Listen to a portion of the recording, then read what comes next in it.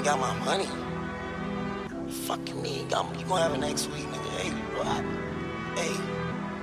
I heard that talk is cheap. That's what they heard. If it ain't money, you can't talk to me. Don't say a word. I heard they wanna start some beef. I know they scared. You ain't gotta look too hard for me. That's if you really tryna learn. Catch me in the hood, I'm vibing. If you can't see me, then you the one hiding. Catch me living good, getting money right there outside. Bet that shit right by me. 'Cause we out here. The streets know that we out here. Range lead us know we be out here. Hit a code, we be out here. If they don't know, they need to know that we out here. Welcome to Trapping Ain't Dead. It's your boy Munch. Another day, another dollar. Peep game. I'm here with my homie Janey, Tate with HyLo News. Hey, Munchy Poo. Hey, what I tell you about this, man? She gonna do this every episode on me, man. Because I really love that name for you. You know, like I really love. That's just something that I call you, and yeah, I know you hate it, so I say it. It's okay. And it got a ring to it, huh? It does got a ring to it. A literal ring. It's good to be back on this lovely Thursday with you. I know, right? We ain't did this in a minute. I haven't seen you in a while. There's so much to catch up on. I know, like I got a whole award. You know, I'm like, people think I'm famous now. Oh, congrats, Munch. You supposed to let me say that for you. Congrats on your award. Be Me. 2017. I won all recipient. My niggas rich by 10 bands. Yeah. On deck. Munch, I gotta say how proud I am of you, and you already know that I'm one of your biggest fans, and you have no idea how many people like really fuck with you and check for you, like literally. Yeah, because I was having a conversation with PK, and he's like, "Yo, this dude is dope. He need to fuck with me. I know he got us into the streets. Like, people see what you doing, and they respect you so much, and I respect you so much." Yeah, but that go back to like, I don't know if you remember like our first episode when I was talking about like how, you know, I've always been like, all right, a lot of people fuck with me, but I'm over here to the side because I really don't know if they really fuck with me. So yeah, it's always been that type of situation. But you're overly humble, Munch. Like, yeah, I just feel like you're way too humble. Yeah, and you know, it's about finding that balance. I need all my friends to boost my head up. You know? Well, we gonna keep doing it until you start doing it, and we like. I want to get to the day where I'm like, Munch, you need to chill out because you just a little bit too much. I doubt if I ever see that day, but I want you to be like on some Diddy, Kanye West shit because that's how dope you are to me. I'm only Diddy in the bathroom. Why Diddy was so? I had no idea who that was. I saw that video for like a couple of days, and then I know it was Diddy because the man was so bad bodied. And I was like, Diddy body look like that under the clothes? That's the first time I heard a nigga be a bad body. Oh, niggas bad body out here now. Niggas bad body. Diddy could get it though, cause I take a bad body with a big penis. So, okay. I mean, I hope my mama not listening. But oh well. I mean, you know, it be like that. But in Diddy, you know, he got swag. So I hate the catch-22 about men because you guys can be like, don't have to be all in shape and you don't have to be this and that. And you could still have all the swag in the world and be attractive and charming. And you still gonna get hoes because that don't really matter on men. Like, especially if you're successful. Someone like Diddy, like, it won't matter what he look like. Like, he's Diddy. Like, his aura is gonna attract hoes. But true, women, we gotta be on our shit. Yeah, that's right. I know it. I'm not one of them guys that do like certain chicks, you know, over a certain limit. But I got a thing. Like, if I like Ray Charles used to grab the arms. If I can't wrap my hand like fully around, then nah, we can't do this. So, but that's just me, you know what I'm saying? Not to say like I got something against like the big girls or whatever or not. But at the same, you got your preference. Yeah, I just got my preferences, and I know like it's a couple big girls that like, bruh, if I had the confidence some of they ass had, like I'd be like, oh shit, like some of them got some real live like fuck y'all confidence, you know what I'm saying? And I respect that shit to a T, and a lot of them I go and tell them.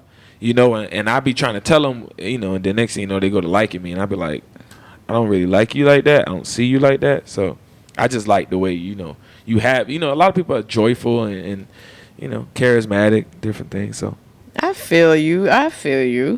before we start, like get into the show and some of the things that we want to talk about today on a podcast, if somebody's just tuning in and this is their first episode, can you explain it on why we call it Trappin' Ain't Dead? Like, I think we need to just really always push that out there so they know Trappin' Ain't Dead. It's called Trappin' Ain't Dead, and if you notice on the tagline, I say another day, another dollar, peep game. So it's like follow the money. I want to really, educate people on how, we say trap, so that's taking risks, that's and prospering. You know what I'm saying? So they doing the same thing on the other end, on the other side of the bridge. They taking risks and they prospering on what they do. Mm-hmm. So it's just to shape that mentality and to see, like, it's really no difference between us on this side of the bridge and them on that side. It's just a race to see who gonna get to the top first. I love it, and I love the title of it because you're so smart to come up with that. Munch, I just gotta let you know. Nah, man, I got that from Jeezy. A lot of like when I was growing up. A lot of people, credit Ross with the whole entrepreneurship, self-made, but like I grew up in the Jeezy era. You know what I mean? Like Thug Motivation 101, it was Thug Motivation, but it still took that same connotation of the word thug from way back with Tupac. And, when I heard Jeezy the first time speaking, even when he had CTE, a lot of people don't listen to it. That's corporate thugging entertainment. Oh. So my first, reaction to the whole self-made was Jeezy. That taught us, trapping ain't dead, niggas just scared. So it always stuck with me because we always was on this different plane, or I was always on this different plane trying to get my dogs to like see the light. Like we could be trapping here for a little bit of crumbs, or we could be trying to clean this money and throw it in some stocks and get in and flip it back and then do a little bit of things that we can do with these different financial tools that's out here. You feel me? I feel you. So definitely, we all trap. We all trap. We all trap. You know what I'm saying? Trapping it. And then another reason is just, on some level we do it. On some level, on every level, somebody do it. And when you talk about furs and expensive clothes, and things like that, those, it's called trapping. You feel me? When they trap animals. You feel me? And they trap fish, they trap raccoons, and take the fur and the tails. They trap fish to catch a lot of the fish. So that was the ideology, or the what was the going on in my head when I said trapping ain't dead, was like all these things. Okay, well, somebody we know, may not know personally, but they talk about trapping a lot, and they had a big show this week. Oh yeah, Trick. You know what I'm saying? Trick Daddy Trina. That's home team. Feel me? How was that show? I mean, I didn't actually get a chance to go, but man, a lot of people love what was going on, love the atmosphere. They said it was like standing room only. The whole city, as always, is gonna come out for Trick and Trina. We got love for Trick and Trina. Yeah, we do. So we love them. I can't even explain how that go, but you never hear a time where Trick and Trina is gonna be somewhere and the city ain't gonna show out. Of course. I'm mad I heard about it late because I would have went. Yeah. And the crazy thing is I seen a meme like not too long ago. It's like a meme floating around. It's like something like Miami girls or something like we raised on Trick and Trina. Like that's why we act the way we do. It's a meme to that effect. And I was like, this shit is so true. Like it's we real, all talk the same way. Like a Miami girl when you meet her. Like I tell them, I go anywhere they know you from Miami. Girl, unless you know Trina album front to back. I mean, like the baddest bitch. Like I know girls that can recite certain songs, like the baddest. Like the actual title track to the album, like the baddest. I know girls that will. Oh my God, I'm talking about Jits 5 years old right now can recite those lyrics. And they. Why is a 5-year-old? Yeah, I know, right? But it's just like. That's when I know, like, you really in that culture, in that bloodline. You know what I mean? My cousin, she a big Trick and Trina fan. She know all the words. I'm more of the singles that came out. I love them. And whatever ones I do hear, I like them. So I ain't going to say I'm the huge Trick and Trina fan, but I respect them because they home team and what they represent. And I actually met both of them. That's so crazy. I met Trina in Indianapolis 2 weeks ago at Rico Love Music Conference. She was real cool. Would have never came up to her in Miami because it's just some Miami shit. You just don't want to be like, oh, I'm a fan, you know? Exactly. Like, so I went up to her and she was real cool. She was taking pictures with everybody in the club, being real nice, real approachable. And then Trick came into the studio today, the station today. And he was real nice. He's waving at everybody in the station, and he was real cool. So they definitely Miami, and they put on for us, and they represent us. So for that alone, I'ma always respect them too. You know, whether I listen to everything they recorded or not, they from Miami. That's how I feel about anybody. You from Miami, you doing something positive, or you made it big. You know, I'm gonna fuck with you and I'm gonna support you. And that's the biggest thing that I think that I could take away from the event itself, because the event was basically to raise money for both of their charities. Oh, for real? Yeah. So I think it was a free concert, but they asked people to make donations and different things. But I know when I heard it over the radio, because they did do both iHeart and WEDR with Cox Media. So, and what I heard, we mean 103.5 The Beat, because we got to give it. Yeah, 103.5 The Beat. You know, you gotta give it that balance. Of course, I'm gonna say that. Yeah, you know. But yeah, it was one of them things. Like anytime, like I grew up on Trick, and because I took a lot of the stories, because it was like I wasn't necessarily in it, but I seen a lot of stuff around me, and he helped me kind of like explain what was going on around me. And Trina, you know, I grew up with her brother, rest in peace to Goont. You know what I mean? R.I.P. Goont. So Goont, like Wilbur Bang, you know what I'm saying? Like when we was in school, dog. Like I mean, you know, from first grade, Broadmoor Elementary. You know what I mean? Like, you know, and then playing, you know, at Liberty City with him. He was really nice and really funny. He never, you know. So you know, even back then it was all cool. Yeah. You know, like you would see Trina. It was different from how like people seeing her on TV. I learned that like this was like that Miami chick too. That was like that's that Miami trophy wife. Because a lot of people don't know. Like Trina's not one of them. Like she's like one of them, like, I hold myself in this high regard. Y'all ain't gonna just treat me like I'm on down the bottom, you know. And I feel like if a lot of Miami girls kind of like got that from her, it'd be different, a different connotation on how we see Miami girls. You know what I'm saying? You don't think a lot of Miami girls do that? I feel like to an extent a lot of them do, but a lot of people take after that other side that they thought that she was, that raunchy side. And I see what you're saying. You know what I'm saying? And that's like Trina, you know, she's a real like respectable woman. You know what I'm saying? Like it's the easiest way I can, like, on some real queen shit. Like, and I seen that early. Like, not on no, oh, you ain't gonna disrespect me. She ain't gotta say that. It's about how she carry herself. It's about how she do certain things. You know what I mean? Like she talk, like the way she talk, she switch it up. You know what I'm saying? That's a character. That's what she always would tell us. Because I used to be in there like starstruck, like fucked up. But she told us that was just like, that's just a character for her. You know what I mean? This is who she really was. She was like a big sister, mother figure. You know what I mean? So. Oh wow. Yeah, it's you know, I never seen, like I said, I never. I was blessed to see both sides of who Trina really was. So. That's what's up. And when you talk about Miami and what we do and how we roll, it's almost crazy, you know, just to transition a little bit to the shit that Meek Mill was saying. You feel me? Like, yeah. Like now I'm hearing he's saying that it was a snippet and they took his words out of context. Like, what you think about it? It was a snippet and they did take his words out of context. But like my homie Dez, shout out to my homeboy Dez, speaking about Goont. That was like one of the dudes that rolled with Goont like every day.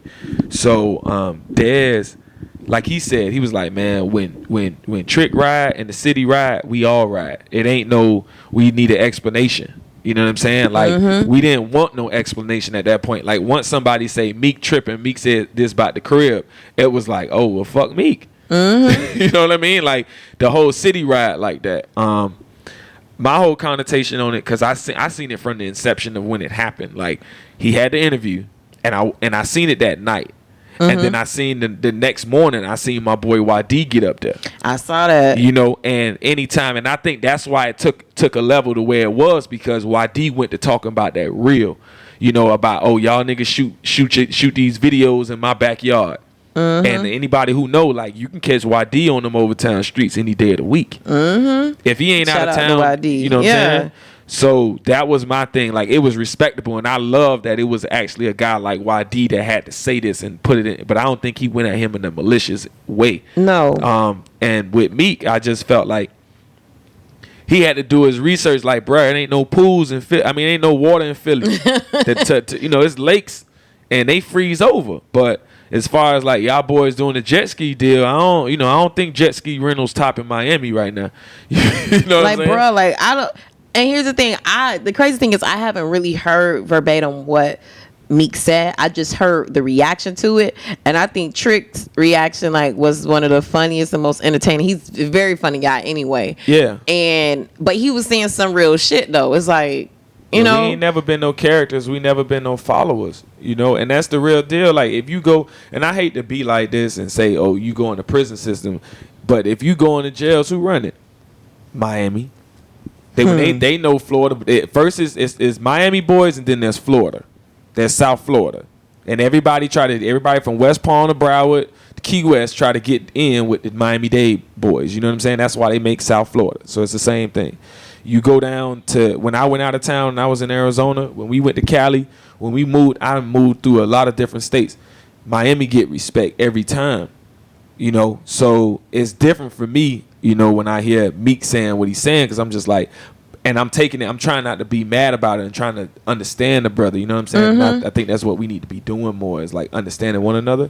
So when I took it, I felt like he was talking about the guys that's the transient people that's in Miami, you know what I mean? That's on the beach. Because I've been following, Zoe and shout out to Lex. They've been putting that whole jet ski thing together. You know what I'm saying? Where they go out and they do the little jet ski parties. You talking about Lex Pierre? Yeah, Lex Pierre. He was in there today too. Crazy. You feel me? So I know they've been working that with Meek and the whole, Meek and Zoe and doing the jet ski parties, like I said. But okay, yeah, he was in at the job today, and he definitely one of those guys who put on for the city too. Yeah, Lex is, and that's my biggest thing. Like, I can't be mad because I know it's a cat like Lex that's eating.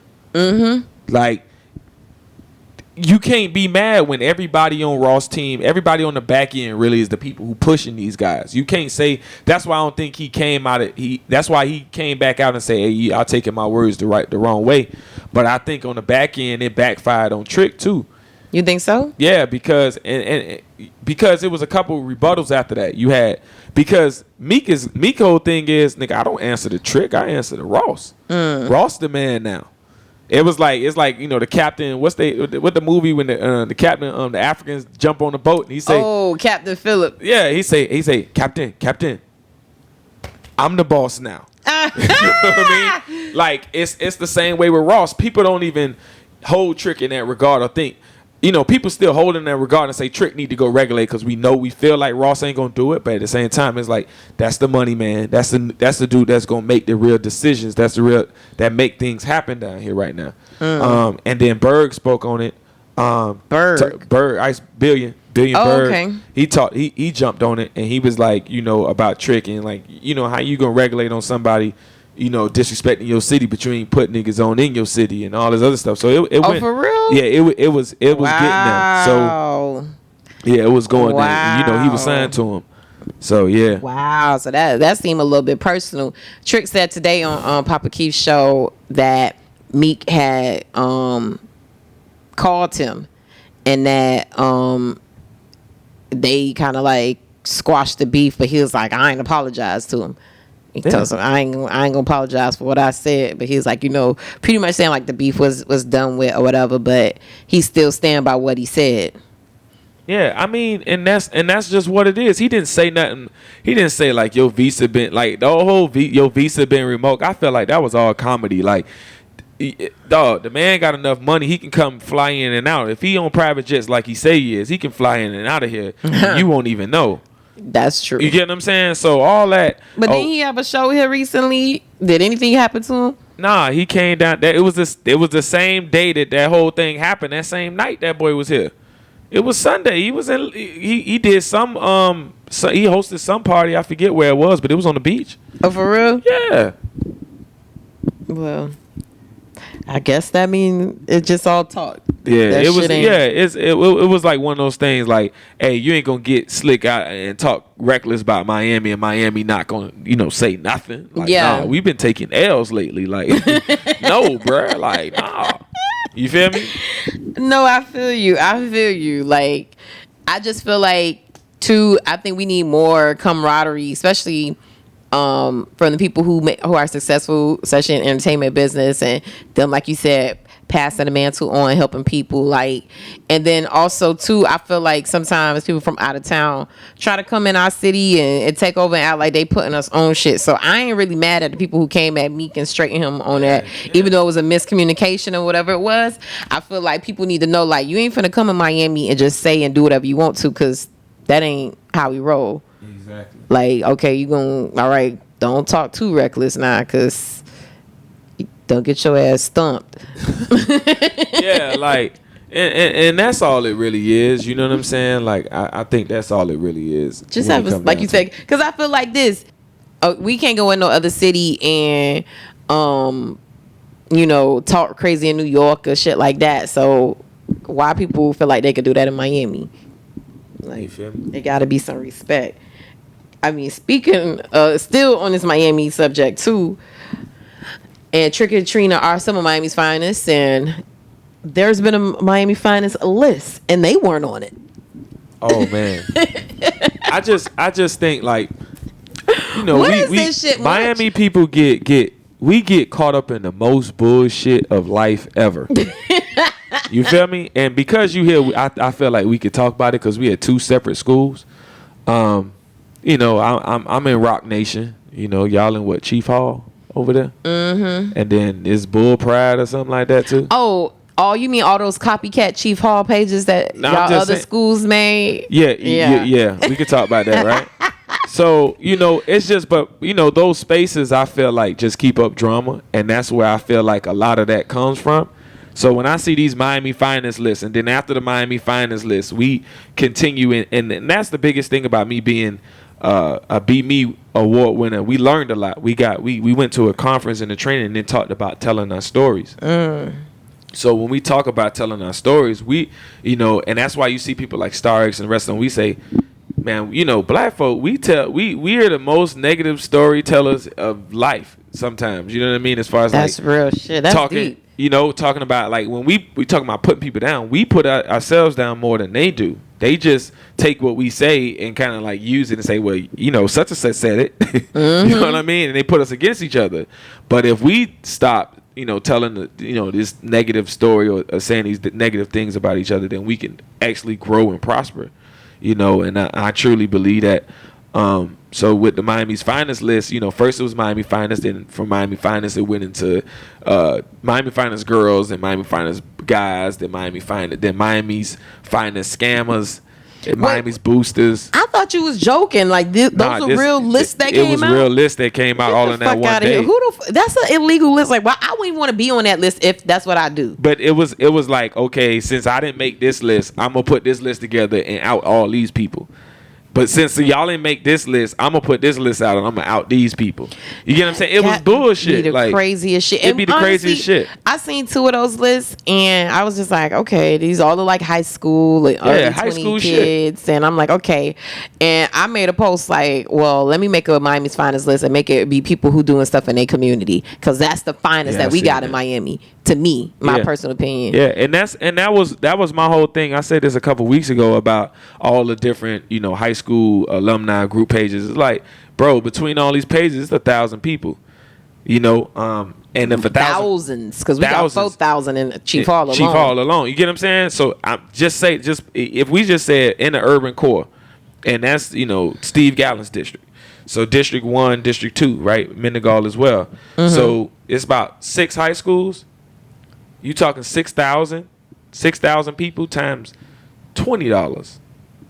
You feel me? Mm-hmm. How much money you got? You get what I'm saying? Like, you got a significant amount of money to play with. Just $65 times 1,000 people is 65,000. You know what I mean? That's money we can play with. That's money we can now control policy, pay the lobbyists to do what we need them to do for our people. But we don't think that way because guess what? Lack of education based on the school. You know what I'm saying? That we was taught that we wasn't given a lot of these resources. I know at Central I would. You know, so I went to 2 urban core schools. I wasn't giving shit. You know what I'm saying? But I feel like, you know, you look at the Northwestern, look at it, they got every program needed over there. If a kid go to Northwestern and they drop out or fail, it's literally because they wanted to. It's not because I don't feel like it's because of the opportunities that wasn't presented to them. They got a health clinic in there that services the community. So these kids do checkups and help out. You know what I'm saying? Help out the actual community. They can come and get a health check rather than go in urgent care all doggone day. That's true. You get what I'm saying? Or they had a long payback program that's been in there. They got dual enrollment similar to what Carol City had for the longest. With the criminal justice situation. They got robotics and engineering. They got all these different programs that's in there. You get what I mean? And you know, when you go to Central got 2 programs, 3 programs that really ain't fully developed because you know we don't have no feeder pattern. You know what I mean? So you know our feeder pattern is you get kicked out of Central, Carol City, you get kicked out of Northwestern, you come to Central. You get kicked out of America, you come to Central. You know, and that's always that's how I see it. But you know I may be wrong. You know.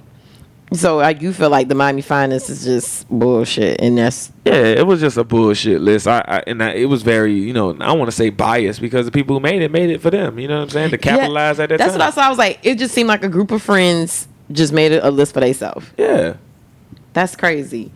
And somebody who is Miami's Finest, Miami history, has been going through so much shit lately with the school board.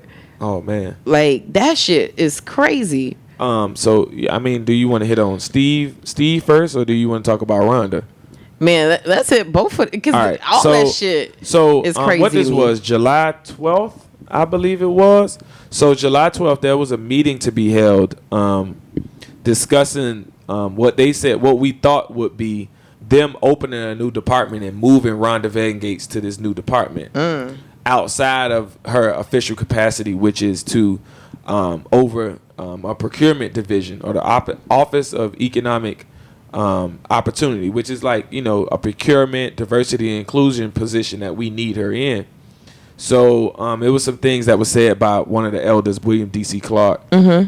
And basically he was the whistleblower to tell us like, hey, we need to get things in order because Rhonda Van Gates may be getting moved out of this position because she basically it was a $1.2 million bond from my understanding.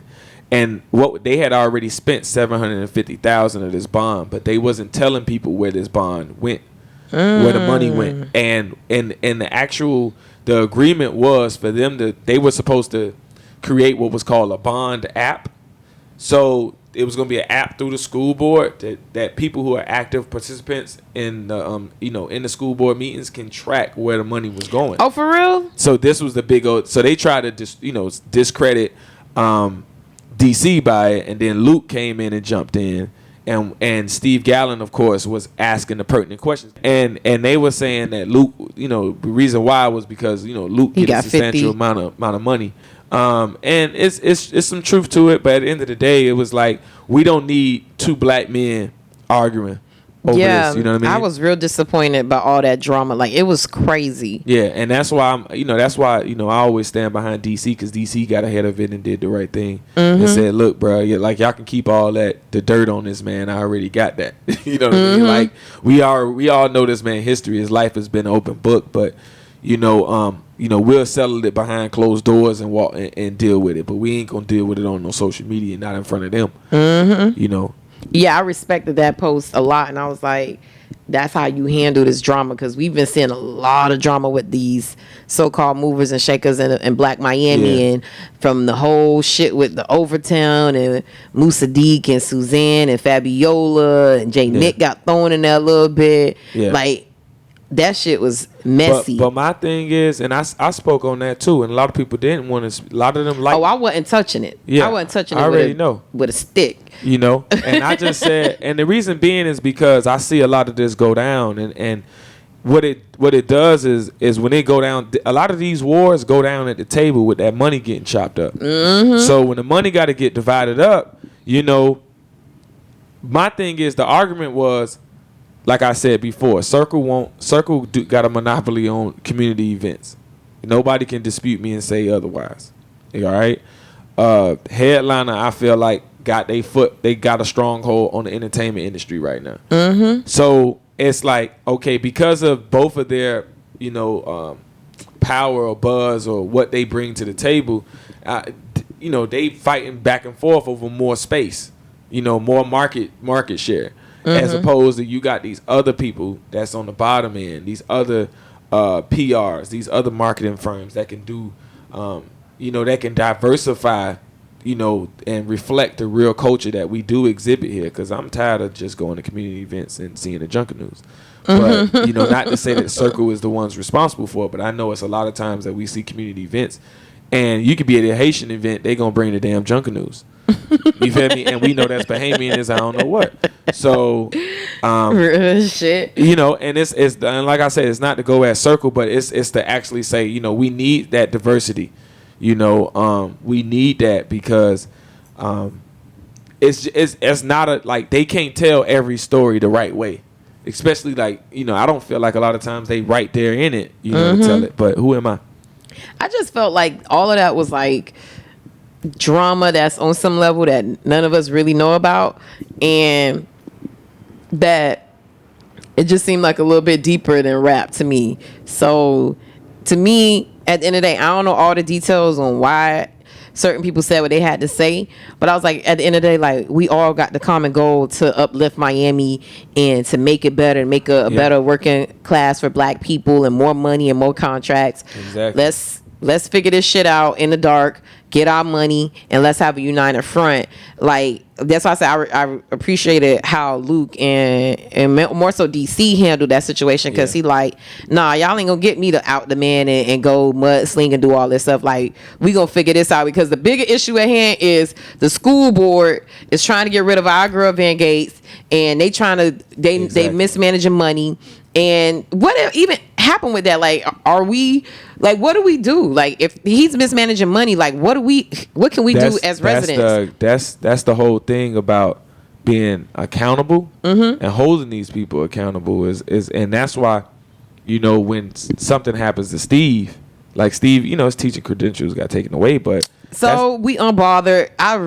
Like, it's you know, it's not nothing, you know, like, yeah, like, T. Holloway, we all know that was bullshit anyway from some trumped up shit from T. Holloway's campaign, I believe, but I believe that. What Holloway? Because the thing is about the whole thing is that you said you feel like Holloway did that. I feel like, you know, maybe I'm wrong and I'll take that L, but I just feel like the only person in Miami-Dade County that got something negative that has something negative to say about Steve Gallen's educational experience, or, you know, his tenure, you know, in his history, his long history in Miami-Dade County, was T. Holloway during that campaign. And everybody was upset with T. Holloway and what he was saying, because it felt like it was a malicious intent behind it. At least that's how I felt. This didn't feel like no campaign. This felt like he was trying to tear a black man down, to me. And every time he didn't have a political point.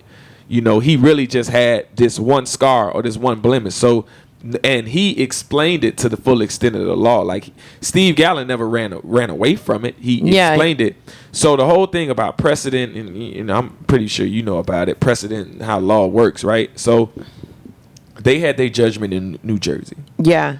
Florida school, he got his teaching certificate in Florida. So Florida would have to take it away from him, but it would have to be a significant amount of complaints. So somebody would have to file a complaint in Florida to say, you know, about this situation in New Jersey in order for it to. So riddle me this: who the fuck complaining about that? Exactly. Who cares? But to me, I'm like, well, does he need a teaching degree to be a school board member? I don't. Nope. You don't need it. So I don't really care if you take it away, because he's still doing his job. He's still speaking truth to power. He's still putting a light on shit that was been in the dark that we didn't know. And Holloway's a good guy and I like him, but I didn't know a lot of these issues when he had the seat. So, teaching license or not, thank you, Gallen, for, you know, shining a light on this and talking about these things and speaking up for us at these school board meetings, because it's shit we just didn't know about.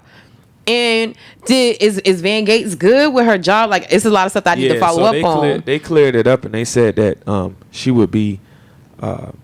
They wasn't. Of course, they're gonna retract their statement and say she not gonna get moved because there was a lot of community concerns, and they called them Van Gates fans. So they was upset. Call it what you want. You know what I'm saying? But I'm glad that the city. I put a call out there. I usually don't, and people showed up. A lot Her of people daughter went to the me. West with me. Well, I'm not. No, she graduated a little bit before I did, but they from that community. Exactly. Like when I saw that, I was like, hold up, let's figure this out because she cool people, her family cool people, and for what she did, I feel like it to me, Munch, it seemed like she discovered some shit, and from the post, because DC Clark, actually his page keep me in a loop with all the school board stuff.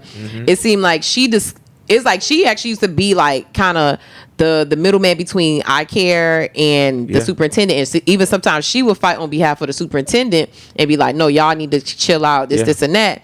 And then she discovered the mismanagement of the funds, and then she got in hot water. Then all of a sudden, her job in jeopardy. Exactly. You feel me? So trapping ain't dead. Trapping ain't dead. Exactly. So she good, Munch? Yeah, she good. I think they not gonna mess with her for a minute. They don't need to mess with her at all. She doing her job. Yeah, but when you got people that, like I said, it goes back to us being holding these people accountable. And when we hold them to the fire, then now they know. Don't mess with Rhonda Van Gates, because you mess with Rhonda Van Gates, then you gonna wake up all these people over here. And when you do that, it's gonna be a problem. Just like I'm pretty sure I'm on everybody's radar when it comes to like certain politicians. And you should be. And, I think people feel like I side with Keon a lot, but they rarely hear when I go and I'm fussing Keon the fuck out. You know what I mean? Like, they rarely hear that. They rarely hear when I go ask him legit questions. They rarely see when I go at other people, But to me, I feel like you're just being civically engaged. Like, exactly. If just because you go at him, or you may have a disagreement about something and you trying to get clarity on something and it may get heated, that don't mean that you gon' okay, now I'm trying to fucking stab the man in the back and I'm finna axe his head off. I'ma still support him, but I'ma still, hey, what's this up? Like, what's up with this though? Like, you gonna check him when you feel like you need to step to him about something that you're not clear on. Like, so people feel like, I don't know why people think like, oh, because you cool with somebody that you ain't gonna never to check them. Yeah, like, disagree with them and ask them something. To them. Yeah, it's the same thing with the segue to the next thing is Jawan. Yeah. So with Jawan, a lot of people don't know. Like, I've done plenty of gigs with Jawan behind the scenes. You know what I'm saying? Like, and I got respect for anybody that's black. Like, period. I'm not gonna ever publicly, shit on you. You know what I mean? Like, that's just not my thing. Anybody who probably know me know that. You know what I mean? I don't win against whole social organizations who saying they gonna go against a black mayor in a black city. And I told them, shit, y'all gonna have to do it without me. You know what I mean? So you have to spill that tea one day. Yeah, I mean, yeah, we'll talk about it one of these days. But and it's a mayor that we all know. So I call him Mayor OG. Y'all can kind of fill in the blanks. So I wonder what group. It's the same thing, when we look at Jawan, I was on the TV the other day, and back to, like I said, this Be Me experience has just been like teaching me a lot of different things about how we tell our stories and how we can affect change in a positive way, rather than putting somebody down or classifying them as a convicted felon, classifying them as, even though, like, when you say felon, that's what they know. They don't know returning citizen. You get what I mean? But pouring in positivity in the way we talk to each other, and the way we address each other. You know what I'm saying? And when I made the post, I was really upset because this guy Boonk had been this guy. They on the story, they said stuntman goes viral. So my issue was, this dude ain't no stunt man. He running up in businesses and creating havoc in businesses. Like, the man running off on a plug like more than twice. Yeah. You feel me? Like, he ran into Dunkin' Donuts. He jumped on top of the counter, took a tray full of donuts, walked out the establishment in Miami Gardens. You feel me? This is a guy Don't that. tell me he from up here. I thought he was from Broward somewhere. Nah, he from this around this way. This Damn. is a guy that literally I seen him. It was another dude on a bus stop. And I can't talk about why I was watching all these videos because it was literally like one of those things like we need to get him and get a hold of him before the police do, because we were that in fear of this guy's life. So they were like, we need to track this guy down and try to get him and talk to him and tell him like, look, bro, you can't be doing this because MG get a hold of you. And clearly that's what happened. Yeah. So my thing where I was upset was because he got locked up. He got reprimanded. He was being reprimanded for it. Mm-hmm. And in the midst of him being locked up, he gets out. Y'all give him an interview as soon as he gets out. And then 2 hours later, he goes and does something again. Wow. You feel me? And now, mind you, he may do it in a different way, in a different context to build content and to build his audience. But the main points of the article I felt was this man does erroneous shit. You feel me? Mm-hmm. And he goes in, he went to jail for it, and then he's getting out, and we're putting him. We're going to showcase him. We're going to spotlight this guy because he has viral videos and he has close to 1 million followers. You know what I'm saying? But I know a lot of people when they seen it, they're like, "Damn, why he tagged all these people?" And I know you was one of them people. You know what I mean? They like, I'm a former reporter and a journalist. I'm still somewhat. Don't be saying former. And I don't work in it full time anymore. I'll say that, but I'm still a journalist at heart. And for me, I'm really, really protective and sensitive about it because I know what it's like to sit in a newsroom and fight for a story or see somebody fighting for a story, and knowing how that works, especially in TV. So when I saw that, to me, it looked like you was singling out Jawan. Nah, it wasn't. And the way, and the reason, the Jackie Nesbrough sentence was real positive. Nah, Jackie been doing this with integrity. No, but I tried to. Y'all should have did better. And I was like, hold up. No, what I was saying was, I wanted to give context. I ain't just one of these young niggas, because I know what they was gonna do. They was gonna go look at my profile, see my pictures, say this is the nigga with a fro. He ain't been watching us that long. He just seen this and he want to go off. So I had to get him the context. Like, yo, I grew up in a household where we watched NBC6 every morning. Mm-hmm. You know what I mean? When my old girl got up in the morning, we watched NBC6. I've been there since Tony Segreto and Jackie Nesbrough, before Jackie Nesbrough was on there. Yeah. So I can name names, and y'all told stories when I was coming up as a kid with integrity. Now, mind you, I was a little upset, so I wasn't going to sit up here and go in the whole backstory. And when I seen my whole thing about Jawan was, all right, it was like nigga to nigga. It was like, bruh, what's up? I know you was in there fighting. I know, but So did Jawan report the story? Nah, he wasn't. He just tossed it. He was just tossed it. Yeah, Oh. and that was and I believe Jackie was the one who actually did it. You feel me? So that's why I'm saying. That's why I tagged all them, because I seen literally how I seen it. It was like 11 o'clock news. Mm-hmm. Now, mind you, I know that from the top of the morning to the end of the day, unless it's some big shit, there's nothing getting added in. You know what I mean? And this guy's story did not get added in because guess what? I seen it on the 5 o'clock news too. I'm that pertinent when it comes to news and stuff like that. Like, I watch to see what they talking about because I know it's a thought behind what they trying to program the media to think. Yeah. Or the people who watching it, the program is to think. So my thing is, it wasn't to go at Jawan, you know what I mean? Like, in no way, shape, or form. Like, I love Jawan, man. He's an alright dude in my book. You know what Jawan I mean? Strader, anchor at NBC Miami. He was one of the first reporters that I met in the business, and he's always been cool, always been there if you need advice, if you want to know about the business, and he's always been cool. So I remember him from Channel 4 because that's what we used to watch. Channel 10 growing up with Dwight Lauderdale. Yeah. And then in high school, middle school, we started watching Channel 4 because Jawan was over there. Yeah. And then now my mama followed. She's a big fan of Jawan. She followed him to 6. She stopped watching 4 because that's how, and that's how it was for my life too. It was, we watched 4. My mom would always switch back between 4, 6, and 10. But we all watched them all because the people from 7, the people from 10, 4, 6, all the news stations. But to me, I felt like, and maybe that's just me, my perception of how I was reading it, I just took it like that, and I just wanted it to be like I got what you were saying, but to me it just seemed like you were singling out Jawan. I was like, look, I'm all for singling people out. but single out the news director, single out the producer of that show, Exactly. single out the actual reporter who actually did it, not Jawan, because I know he an anchor and I know he don't do that many stories like Exactly. that. So to me, that's what I took it as. But Jawan actually came back and was like, "Look, we need the dialogue. We need to be held accountable. It's part of the job." Yeah, and when he gave a response, and that's why I wanted to make sure he knew, like, I'm backing you up when you trying to pitch your story, just like you was talking. We talked about in the text, like. We talk about people pitching stories. Now they got a little bit more ammo to say, all right, maybe this guy Munch and some of the rest he got 3-4 shares before I even responded to him. And I responded to him in 20 minutes. You get what I'm saying?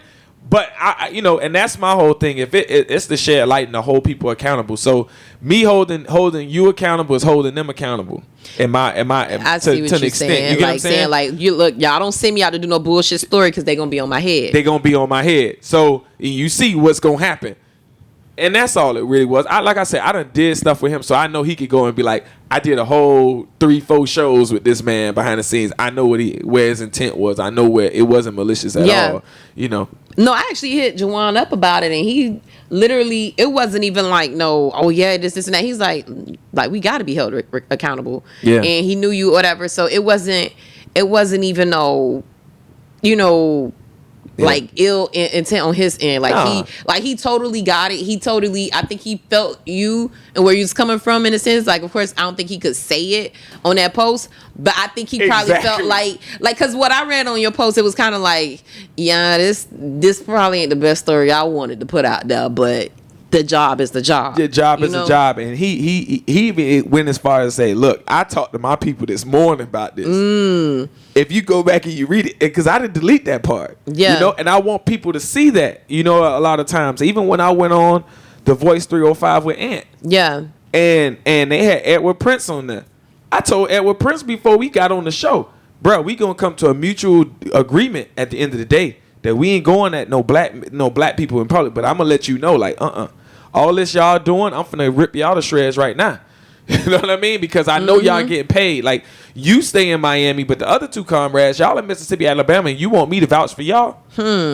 Nah, bro, I vouch for everybody at the crib. You got to be here. You got to be present. You did something, like, Kevin and them did something for me, like, 3 years ago, but that was really for roots that understand, like, I'm not from here, so I got to rock with people who from here. You feel me? So it's the same thing. Like, don't start your little Aramina group.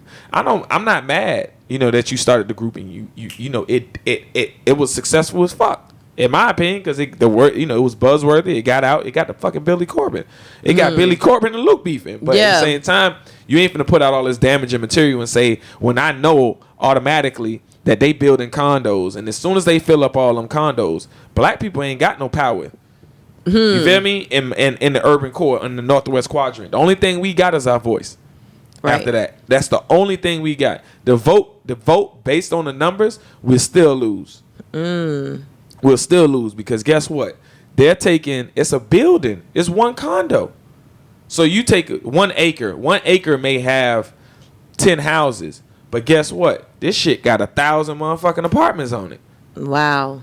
And that's what we got to start thinking about. That's true. You feel me? Population density is more them than it is us. Just on the mere fact that they in 2, 3, 20 floor, 20-story buildings. That's true. So that means there's more people that's not like us that's moving in our communities.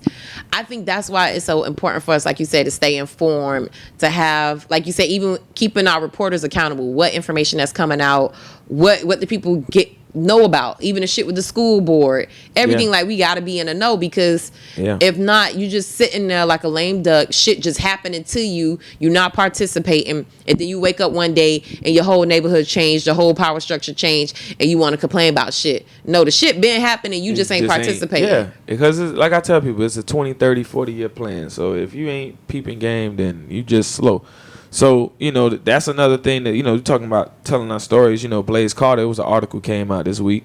Yeah. In the Miami Herald. Miami Herald, I saw that. That was a good article. That was a good article, because even for me, to say it was only one murder, you know what I'm saying? I know that, like, it wasn't all the way accurate, but it was telling a true story of, like, it ain't been that many murders, and it's been guys. I commend guys like Blaze Carter. I commend guys like YD. I commend guys like who are young like myself and who are saying, hey, enough is enough. We don't need to be shooting and killing each other. And like just to talk about the article, and I think I said this to somebody when I was on Carol City Zoe show, we were talking about the crime and that article. I said, if it's one murder, that's too many. Yeah. And you know, rest in peace and my condolences to all those families who have lost somebody, especially this year. That's so unfortunate.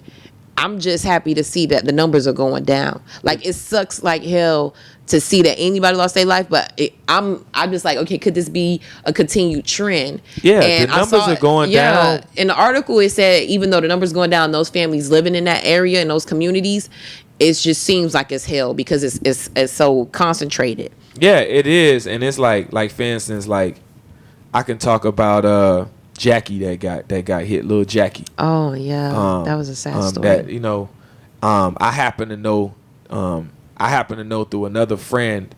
I happen to know the kid who did it. You know what I mean? Wow. Who was the boyfriend? So, and they was like, "No, you know, kid Munch," and I'm like, "He done been around here." And it was, and when they told me, I was like, "Oh, this kid wasn't." Some, you know, these guns, man. You know, access to guns is what's killing our youth.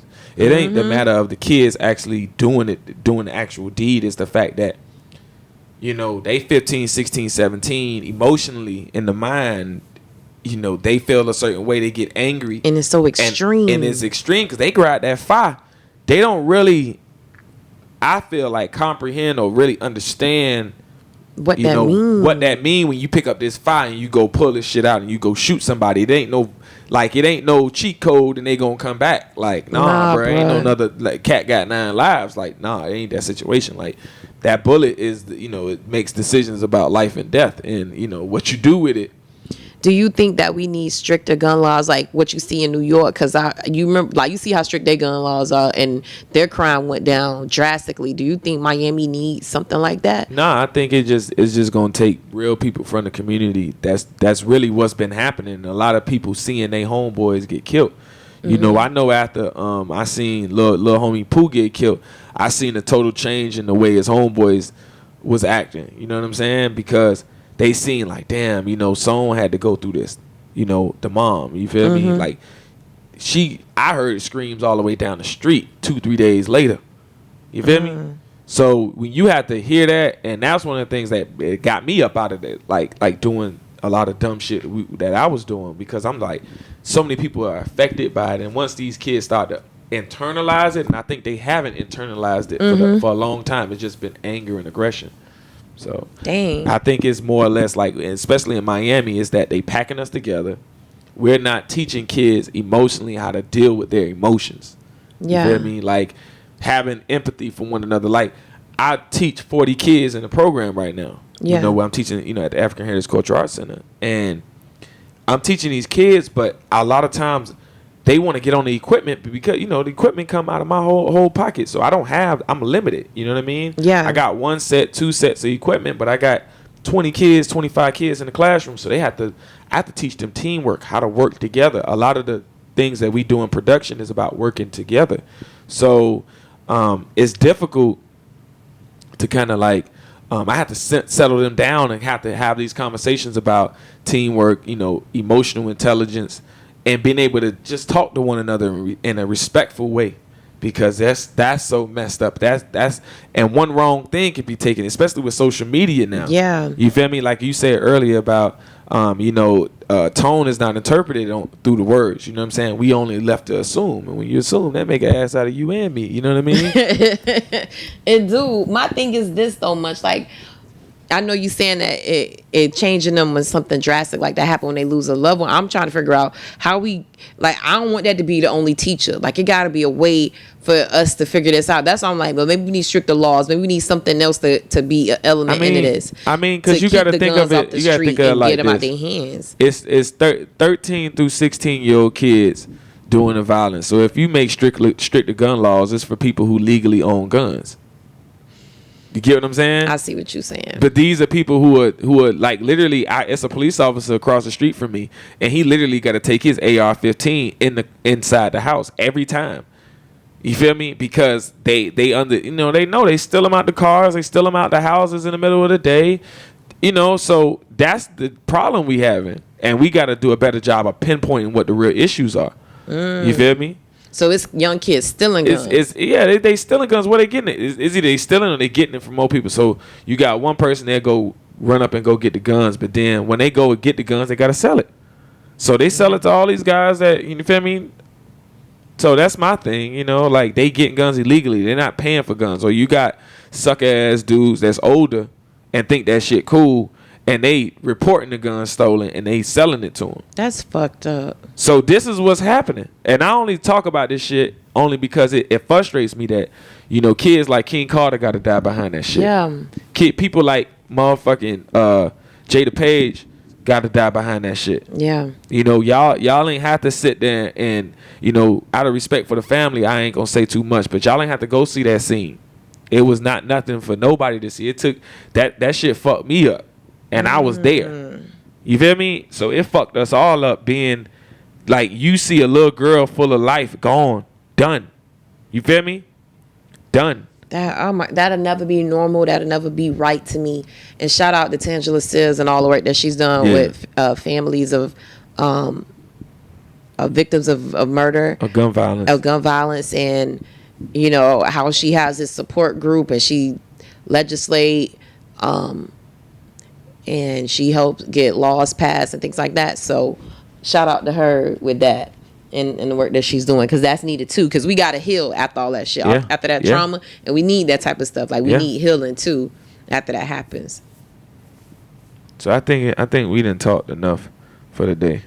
No Ross. No Ross. No Ross and what he got going on. Yeah. I mean, we could talk about Ross. On that real. All I'm gonna say is this: I get where Ross coming from. I'm a woman, and I get what he was saying. Maybe the people ain't delivering it. Here's the thing: I think because we Miami, we get it.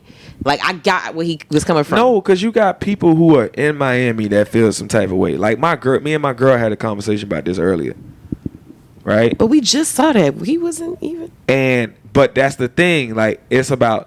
Remember what happens when you tell a story. You got people who seen it, and you got people who got opinion about it who didn't see it. So people who didn't see it and seen and heard about it like first, the recap of it and shit. And then they want to go back to the recap and say, "Oh, well, he said this is it." And my thing is, I seen it. I seen the whole thing in its entirety, and immediately when I seen it, I say, "Oh, the feminists are gonna have a problem." And that goes back to my conversation about empathy and us being able to understand one another. Truly wanting to understand one another, because I think we're in a state where you say something, I say something, we don't really want to understand each other. We just want to have the last word. Yeah. And just so Ross said that he wouldn't sign a female artist because he felt like he would end up fucking her. Pretty much. He would fuck her, and he would like fuck up the business, and he don't want to mess up the business situation. To me, what I'm hearing him say, and maybe I think the wording is off. What he could have said to probably alleviate all that shit, he probably could have said, "I know me, and I want to get a bad rapper. I want her to look good, and I'm gonna probably be attracted to her, and I'm gonna make advances because she's an attractive woman. I don't want to put myself in that position to mess up money and mess up her career, my business."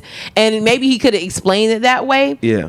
But I honestly got that from what he was saying. Like I didn't get it as, "Oh, I'm not hiring a female rapper and she only got to fuck me to get on." Like I didn't get that from him. Like I didn't get he like I would never work with a female rapper. And like he said that he issued a statement. He like, "My sister and my mom run my business." He's like, 2 black women run my businesses. So it's not like I'm against women working with them. He's like, "I'm just saying I didn't think having a female artist would work because I think this could be a possibility, and I don't even want to risk it." Yeah, and that's the. And to be honest, you know, even with me, you know, that's one of the main things. Like, you know, a lot of people see me with a lot of women, but best believe you got hoes. Nah, that's what they say. I'm just playing. I love your girl and everything. I'm just playing, baby. That's what they say. They say I got hoes, but hey, every last one of them got to check in though. And I'm gonna be real about it. Like I tell people, even if if it's a official capacity in my money, if I'm spending my money to pay you or whatnot, you know, over a prolonged period of time, like you an employee, you got to see who she is out of respect. I don't want no issues, you know, but I understood where he was coming from, you know what I mean? Being a business owner myself and being in these situations. And I tell a lot of my homies, like, bruh, they wonder, oh, how Munch be able to get this, and Munch is the finesse god. I don't really be finessing.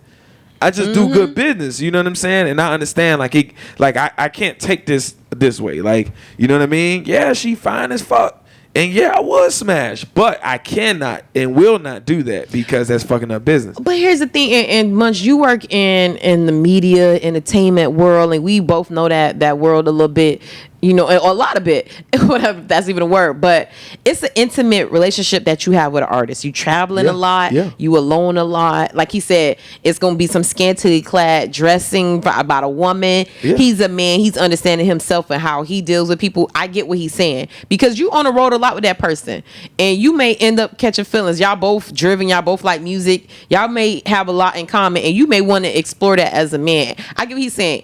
I feel like I almost put it on him. He's saying he ain't got enough self-control to not want to hit on her. Because not necessarily saying she want to fuck him if he do make advances, but then now the situation is weird because even if she didn't have sex with him, not a situation weird because now she like, well, dang, he tried to hunch me or wanted to sleep with me or do whatever with me, and I didn't want to. Now it's going to be weird because he's actually the boss, man. He like, I don't even want to even put myself in that situation. And that's more what I was alluding to, you know, the self-control aspect, you know what I mean? And a lot of dudes, like I say, a lot of dudes ain't really got that, to be honest. Like, but it take a real man to me to recognize that in yourself and say, hey, I don't want to put myself in that situation. Exactly. And you know, as much as we get a lot of flack, like I always say, give us some damn credit. You know, we try to do things in a noble way. You know, we try to avoid shit, but we know what, you know, the direction is going to go in, you know, most times. I give you that. And honestly, I could tell a dude who know himself because they won't get close to me. Like, and you could tell the person not saying I feel like I'm a big headed or anything like that, but you could kind of vibe when somebody at least thinks that you're attractive. Maybe they don't want to take it to another level, but they'll be more refrained and restricted in their interactions with you. And I respect those men a lot because it's like my black ass. Because you you stupid. I do that shit a lot. Because I give a motherfucker. They be like, I wouldn't even touch this nigga with a 10-foot pole. I'll be like, I'll give your ass 10 feet then. But Munch, you know how many niggas don't do that and still try to have a working relationship with you and still try to fuck you and still want to do business with you and put you in situations and shit like that. Like I honestly respect Ross saying, you know what, I'm gonna step away because I know me and I ain't even finna put nobody in that situation. Like I respect that. I respect that so much. Like, cause like me and you both know it's a lot of niggas running around Miami who in these power positions that hit on you and try to fuck you and try to boys be slanging. And honestly, I even tell Chris this. I always tell him, you ain't never got to worry about me with a younger dude who around my age. I always say, like, at least them from my 40 plus niggas. Y'all been the most respectful out of everybody. It's them older niggas. I'm like, you may want to watch them. Like, it ain't no young nigga that you gotta watch. Because I'm gonna tell you, you know, I hang with a whole bunch of old niggas. Old niggas go and tell you. That's why I know. Old nigga going, man, y'all niggas, y'all young niggas. Old nigga, but it's a lot of old niggas. Nah, I know, and this how that young nigga don't know how to treat your ass. You know how they like look. This is exactly. Say much? Look, that young nigga don't know what the fuck he doing. He don't know what the fuck to do with all that. You know what I'm saying? Hey, let me take you out real quick. You feel me? Shit. Let me take you out real quick. You spend a day with me. You know what I mean? Munch. I'm about word for word, right? I'm like, this nigga, did I tell this nigga this? Nah, you ain't tell me this shit. I'm just telling you. Y'all gotta understand, I be with a whole bunch of old heads all day. Munch, that's how they be though. And I know. Hey. And sometimes they hit, sometimes they miss. But most times they gonna put their bid. Most times they put their bid in, the shit pass through, buddy. And that's why I say I can respect the younger dudes like that. My professional colleagues and my peers and down here in Black Miami, y'all all been good. Like y'all all been respectful. Yeah. This has been a good convo, man. I know. I love our conversations. The thing is will the fans wait and listen for a whole goddamn hour? Oh, they gonna listen. Cause bitch, I listen to other podcasts for an hour and a half. Oh, okay. Yeah, so y'all can listen to our shit for an hour. Yeah, just vibe, man. just sit back. At the end of the day, just sit back and be like, man, what Munch talking about? What Janey over here talking about? You feel me? How can people find you, Munch? At All Like Minds. That's ALLLIKEMINDS. and that's All Like Minds Media too. So, you know, both of them. I'm getting rid of my like personal page like that. Like I ain't gonna be putting that out. Just All Like Minds, you know. And for me, of course, I'm not that special or artsy or creative. You can find me everywhere if you search Janey Tate, JANEY TATE. And of course, you can find all my blog pages and my content. I have pages for that. HyLo News, HYLO News, NEWS. So follow me on Instagram and Facebook for HyLo News, and you can find me on Twitter and Facebook and Instagram at Janey Tate too. So stay tuned. Take us out, Munch. To the left, to the left, to the right, to the right. That's slide. Slide. Slide. Slide.